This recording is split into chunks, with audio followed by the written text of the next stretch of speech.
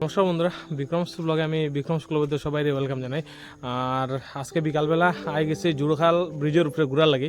আর এই জায়গাটা কিন্তু খুব সুন্দর আর কি, প্রাকৃতিক দৃশ্য খুব সুন্দর।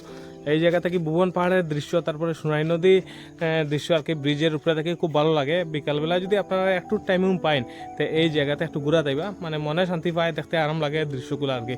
তো এটা লাগে আর কি আইলাম, আইয়া কই ফটো উঠো কিছুটা উঠাইয়া আর ভিডিও একটা বানাইমু, আপনারা দেখাইমু।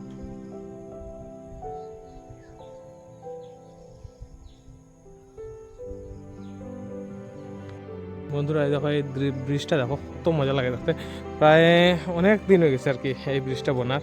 আর এই ব্রিজটা বোনার পরে একটা ভালো হয়েছে কিনা, আমরা জোরখাল, তারপরে আমরা স্মিথনগর এইসব জায়গার সঙ্গে আমরা মনিয়াখালের কানেক্টিভিটিটা বাড়ছে আর কি এই ব্রিজটা হওয়ার পরে। নাইলে অনেক অসুবিধা হইতো। এই আমরা যারা জোরখাল আছে, তারপরে ওই সাইডের মানুষ যারা আছে চেকার চাম, দোলাখাল, এইসব জায়গার মানে যারা মানুষ আছে তার লাগে অনেক অসুবিধা হইতো আমরা মনে রাখলো যাইবার লাগে আর কি। তো এই দেখো জায়গাটা দেখো, সন্ধ্যা হয়ে যার আমি আস্তে আস্তে এই জায়গা থেকে বাড়ি যাব।